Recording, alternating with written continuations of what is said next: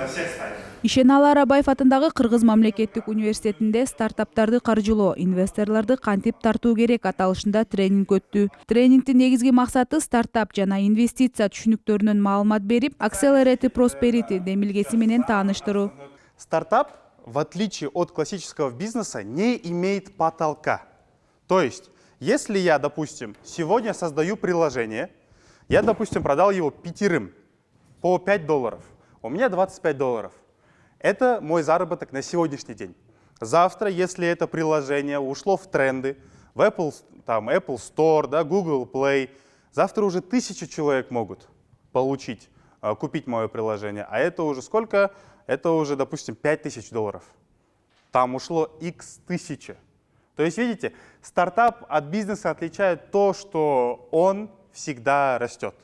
Главная проблема всех стартапов в Кыргызстане, в Центральной Азии, везде, то, что люди не изучили рынок. Всегда смотрим на рынок.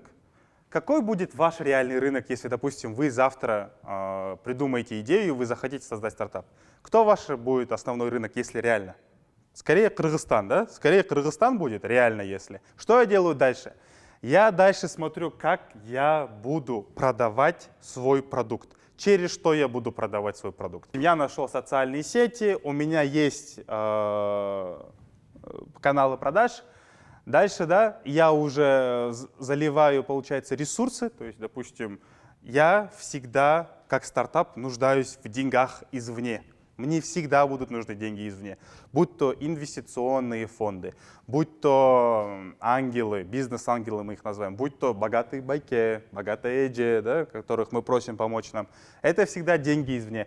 Ну и дальше, да, уже acquisition, international expansion. То есть дальше все, мы выходим на мировой рынок. Это если очень коротко говорить вообще судьба и путь стартапа. Но это путь стартапа успешного. Просто знайте. Вы в Кыргызстане живете, у вас полно возможностей. Не думайте, что вы ничего здесь не сможете придумать, или у вас кто-то что-то отберет, или что-то еще получится. Нет, у вас есть возможности, всегда они были.